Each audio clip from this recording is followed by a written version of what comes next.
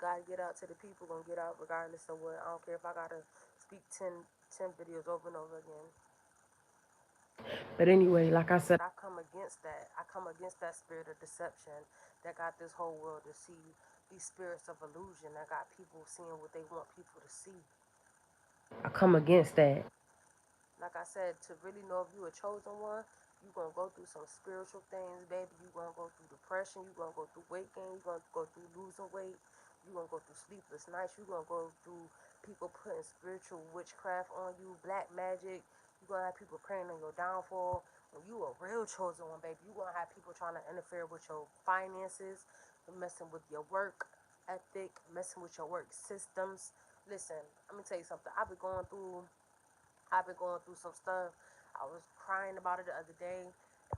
And basically, the person that I was crying to it about kind of, they were laughing at me. And I was telling them, like, it's not cool because at the end of the day, I take care of me. Like, I don't have no resources other than, when I work. So if I miss out on days, if I'm sick or if I lose a job or something like that, it hit me harder than anybody else because I don't have that backbone.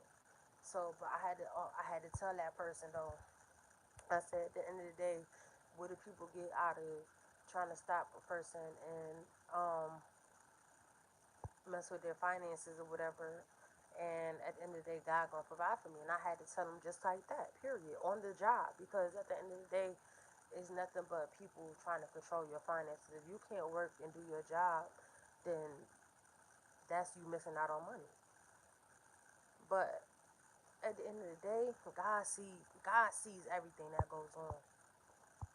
And once we strengthen up and we start to realize more and more what the battles really are about, what they really consist of, if the enemy gonna attack you any way that he can because he wants your mind to be focused on that problem instead of knowing that God can handle it.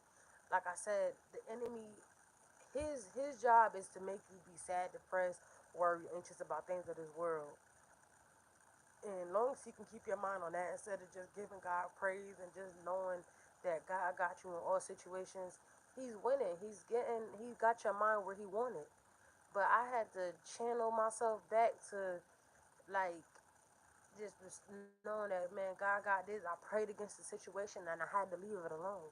I had to leave it alone. I said, okay, I just gotta leave this in God's hand because at the end of the day, I can't do nothing. I can't do nothing, but the Lord can do all things. So I had to leave it in His hands for Him to rectify that thing, and I had to pray about it and just leave it alone. A real chosen one knows that we're gonna go through so many battles, and we're not gonna keep saying, "Oh, why me, Lord? Why me?" Not no more. We know when we're going through things why we're going through them because they're spirits that are attacking us, and they are trying to delay us, and they are trying to stop us from doing God's will. But I I just wanted wanted to put this message out here about people being deceived by these false prophets and these people claiming to be chosen ones. The real chosen ones ain't loved or liked by the world.